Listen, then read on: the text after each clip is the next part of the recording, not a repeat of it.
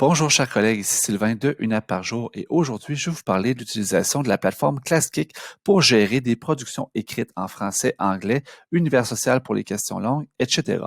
C'est une pratique de mes collègues, donc c'est pas moi qui l'ai inventé, mais je trouve ça franchement intéressant et je voulais vous le partager.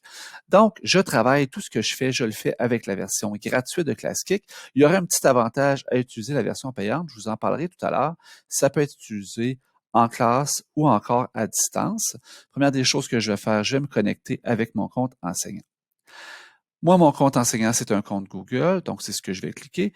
Au niveau de la gestion de ClassKick et de ses différents paramètres, je prends pour acquis que vous connaissez les bases de ClassKick. Si ce n'est pas le cas, j'ai deux vidéos de fait à propos de ClassKick. Une première sur justement les bases, comment ça fonctionne, comment on crée des fichiers ainsi que les rosters, et elle va apparaître en haut à droite maintenant.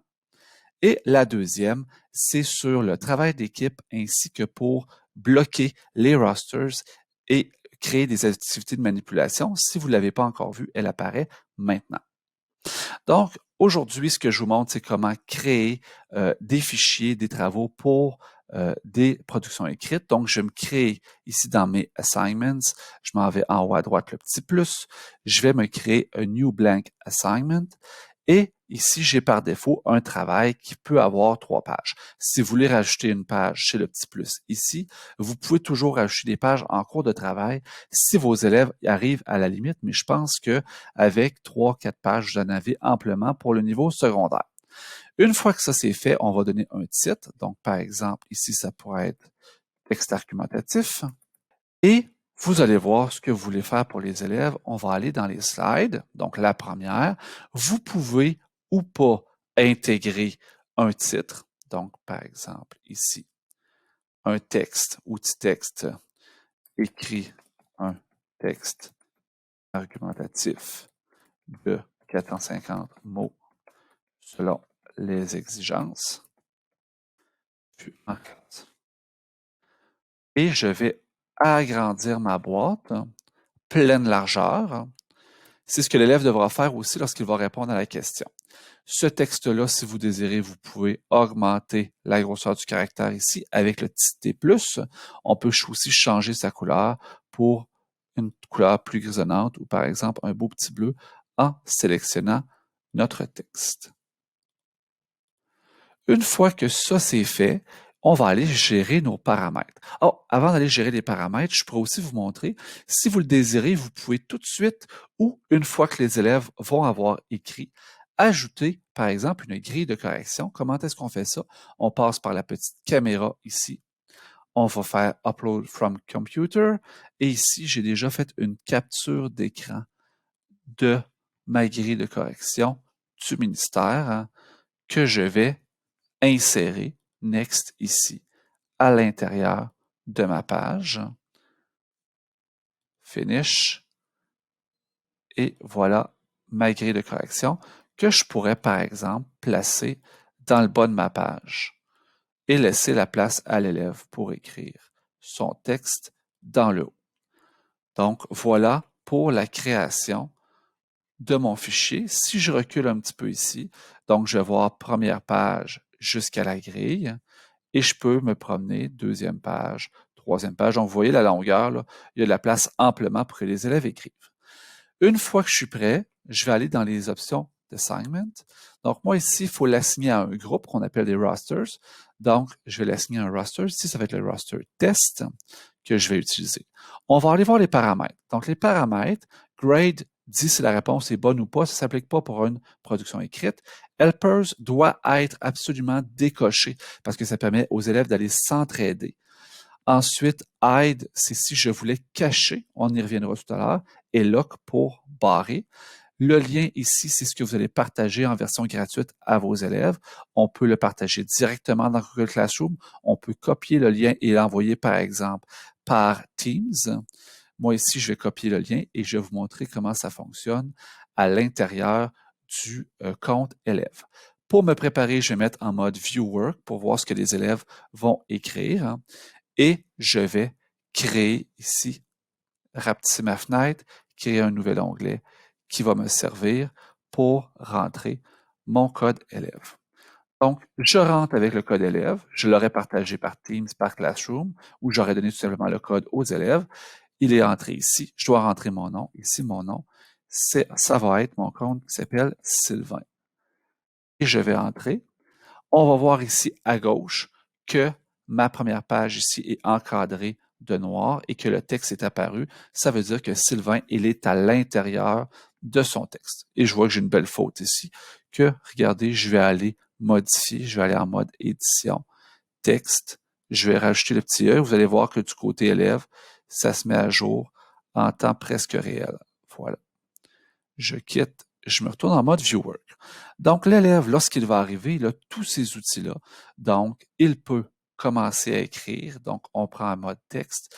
Il va commencer sa première boîte de texte. Donc, introduction. Et là, il écrit son texte. Moi, ce que je pourrais vous montrer aussi, un avantage non négligeable, c'est le suivant. Donc, par exemple, les fraises de Michael sont pas mal vertes. Donc, l'avantage non négligeable, c'est que dans ClassKick, il n'y a pas d'autocorrecteur. C'est pas comme dans Google Doc ou dans Microsoft Word. Donc, l'élève n'est pas indiqué lorsqu'il fait des erreurs. Donc, ça réduit de beaucoup les possibilités de tricherie avec vos élèves. Il y a toujours possibilité là, qui passe par une application autre, fasse du copier-coller, mais ça, en ligne, on est un petit peu limité dans ce qu'on peut faire. Donc, voilà le premier avantage. Le deuxième avantage, c'est que vous voyez en temps réel ce que tous vos élèves peuvent écrire. Donc, par exemple, ici, je vais avoir tous mes élèves surlignés, puis je vais voir le texte s'ajouter au fur et à mesure. Troisième avantage, bien, les élèves peuvent utiliser les outils d'annotation crayon et surligneur pour surligner, faire des codes de correction, etc. Donc, ça, c'est un autre avantage pour vos élèves. Ils peuvent appliquer les codes de correction. Vous, en tant qu'enseignant, c'est bidirectionnel. Donc, vous pouvez aussi utiliser, par exemple, des outils d'annotation pour donner des indications aux élèves. Par exemple, donc, regarde ton introduction, regarde ton argumentaire. Quand les élèves sont en apprentissage, c'est toujours bien d'être capable de les coacher à distance. L'avantage le plus intéressant, selon moi, dans ClassKick pour les productions, c'est la possibilité de bloquer le travail. Donc ici, Sylvain est toujours en production. On pourra attendre qu'il ait quitté. Dans les modes d'assignation, vous pourrez retourner et vous pouvez bloquer. Donc, quand on bloque, ça va apparaître ici et l'élève, il perd ses options de modification. Si je les renlève, ils apparaissent. Si je reloque, il perd ses outils d'annotation. Donc, ça, c'est vraiment super intéressant quand on veut que les élèves arrêtent d'écrire à la fin de la période. Et si on coche Hide, ce que ça va faire, c'est que les élèves ne peuvent plus entrer dans leur texte. Donc, une fois qu'ils sont sortis, ils ne peuvent plus entrer.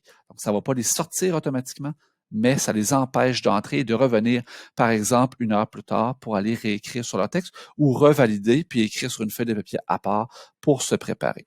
Une fois qu'on est prêt à laisser les élèves revenir, on décoche ces deux options-là à la période suivante et les élèves recommencent leur travail. Vous, au niveau de la correction, si vous faites travailler les élèves sur ClassKick en mode gratuit, vous corrigez en, en virtuel, donc vous corrigez directement sur soit l'ordinateur, soit encore vous pouvez corriger sur une tablette, ce qui est peut-être plus convivial pour faire des annotations, etc. Avantage, encore là ici, vous pouvez faire des commentaires audio. Donc, on sait que les commentaires audio sont parfois limités. Par exemple, si je travaille avec l'extension Mode, je suis limité en version gratuite à 90 secondes. Donc, si on veut pouvoir faire plus que ça, eh bien, on va faire un ajout ici de commentaires audio. On va enregistrer directement notre commentaire audio, par exemple, sur la structure, l'introduction, le vocabulaire, etc. Donc, on enregistre. Je suis en train d'enregistrer et quand j'ai terminé, j'arrête. Et ça me crée une petite case que je peux placer à l'endroit de mon choix, une rétroaction pour l'élève.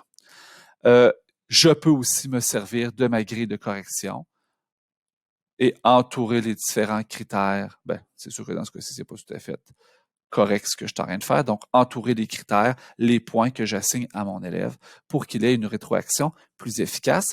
Si la grille de correction, vous ne voulez pas la mettre avant que l'élève ait commencé, vous pouvez toujours la remettre a posteriori. Donc, une fois que les élèves vont avoir écrit, comment est-ce que ça se fait? Eh bien, je quitte ici le mode où est-ce que je surveille un élève.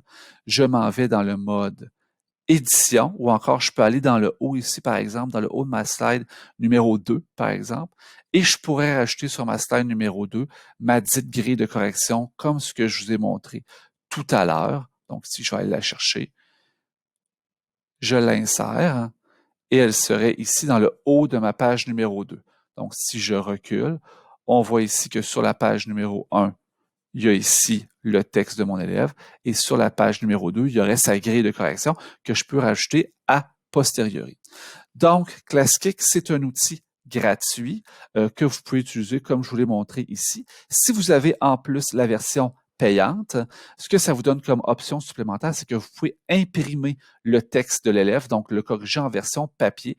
La version payante coûte l'équivalent, je crois, de 7 par mois. Donc, on parle de 90 par année pour la version payante de ClassKick. Mais avec une tablette, on peut très bien s'en passer.